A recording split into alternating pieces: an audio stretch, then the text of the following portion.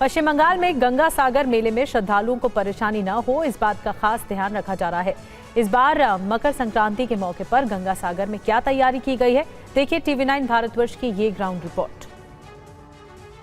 पश्चिम बंगाल में ममता बनर्जी करीब 10,000 करोड़ रुपया खर्चा किया है हिंदू और हिंदुत्व के लिए। बीरभूम के जो मंदिर है वो वाली, और गंगा सागर में हाल ही में ममता बनर्जी ने 4,000 करोड़ रुपया का जो डेवलपमेंट प्रोजेक्ट्स है उनका घोषणा ममता बनर्जी ने की है। लेकिन इसके बावजूद भी जब ममता बनर्जी को तुष्टीकरण की राजनीति के लिए दोषी ठहराया जाता है, तब हम लोगों ने यहाँ पे कुछ लोगों से बात किया था जो कि पश्चिम बंगाल के बाहर से आए थे। उनका ये कहना है पश्चिम बंगाल में ममता बनर्जी जो डेवलपमेंट कर रहे हैं, यहाँ पे आके उन लोगों को पता चल रहा है और वो कुंभ के साथ इनका तुलना कर रहे हैं और ये कह रहे हैं कि कुंभ से बेहतर गंगा सागर है। हालांकि गंगा सागर थोड़ी छोटी है, लेकिन यहाँ पे भी 2 करोड़ लोग हर साल और मकर संक्रांति के समय पहुंच जाती है।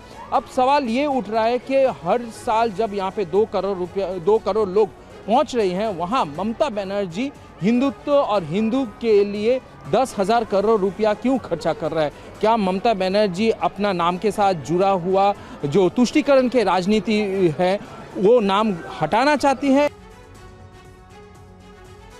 नोएडा और गाजियाबाद में ठंड और कोहरे के कारण स्कूल बंद करने के आदेश जारी किए गए हैं। बावजूद इसके कुछ सरकारी और निजी स्कूल आदेश का उल्लंघन कर रहे हैं। उत्तर प्रदेश में कड़ाके की सर्दी पड़ रही है। मौसम विभाग ने अगले 3 दिनों तक कड़ाके की ठंड पड़ने का अलर्ट जारी किया है।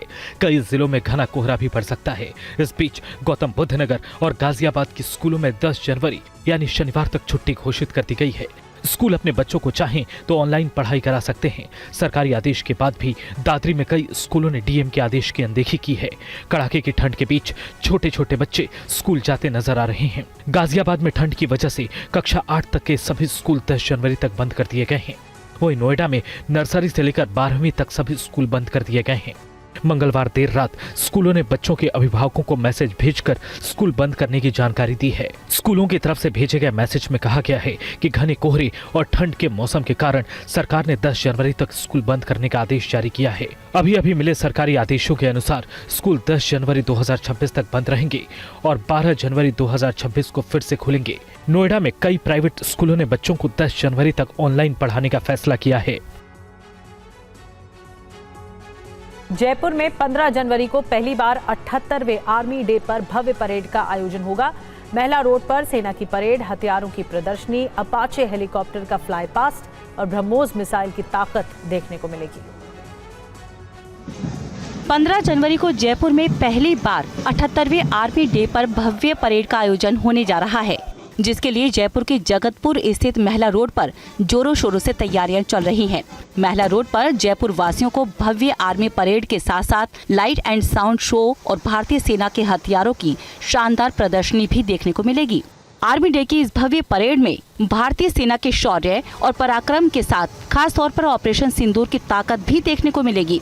फिलहाल इस आयोजन के लिए महिला रोड पर सेना के जवान परेड की रिहर्सल कर रहे हैं। आयोजन से पहले 9, 11 और 13 जनवरी को फुल ड्रेस रिहर्सल होगी। इस भव्य परेड में commander chief of staff south western command lieutenant general Manjinder Singh भारतीय सेना की वरिष्ठ अधिकारियों के साथ परेड का निरीक्षण करेंगे।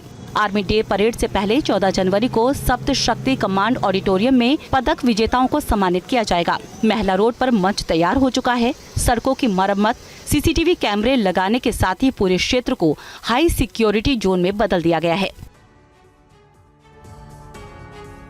और जम्मू कश्मीर की वादियां इन दिनों बर्फ की मोटी सफेद चादर में लिपटी हुई। गुलमर्ग, सोनमर्ग और किश्तवाड़ के ऊंचाई वाले इलाकों में पिछले कुछ दिनों से जारी भारी बर्फबारी ने पर्यटकों के लिए मौसम सुहावना बना दिया है।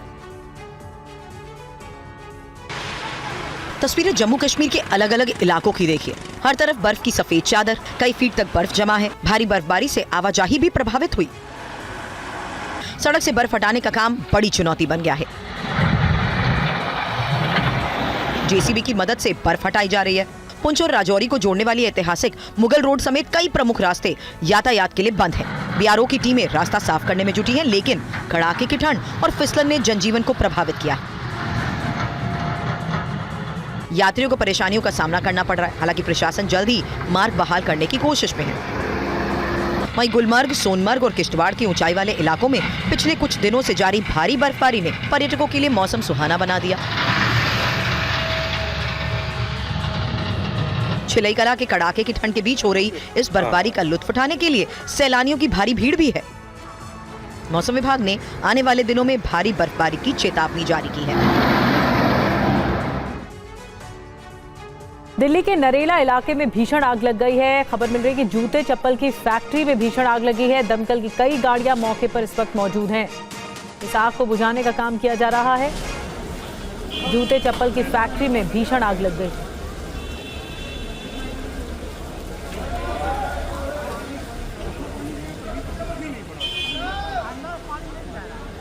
नरेला इलाके से आपको तस्वीरें दिखा रहे हैं। ये जूतों की फैक्ट्री बताई जा रही है जहां पर भीषण आग लग गई।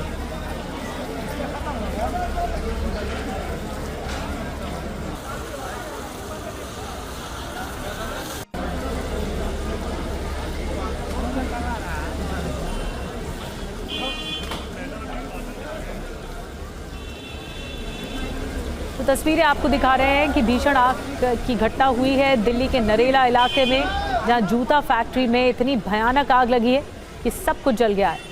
आग ऊपरी माले तक पहुंच चुकी है और ये जो पूरा फ्लोर है वो पूरी तरह से जल गया है।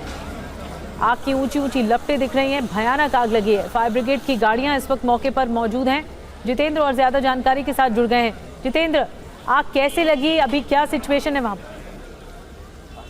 जी बिल्कुल, देखिए शुरुआती तफ्तीश के दौरान शॉर्ट सर्किट होने की बात कही जा रही है, लेकिन फिर भी फायर ब्रिगेड के तमाम टेंडर भी मौके पर मौजूद है और लगातार आग को काबू करने की कोशिश कर रहे हैं। दरअसल जो आसपास का इलाका है, आग वहां तक ना फैल पाए, उसको लेकर फिलहाल अभी फायर की कोशिश है कि जल्द से जल्द सबसे पहले आग पर काबू पाया जाए, फिर उसके बाद डाउजिंग का काम वहां पर शुरू किया जाए।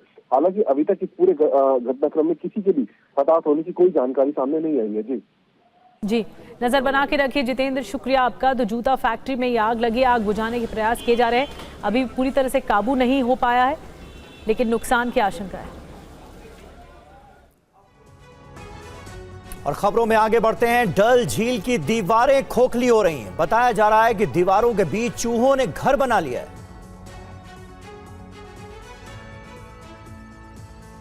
कश्मीर घाटी का दिल कही जाने वाले श्रीनगर की डल झील की दीवारें खोखली हो रही हैं।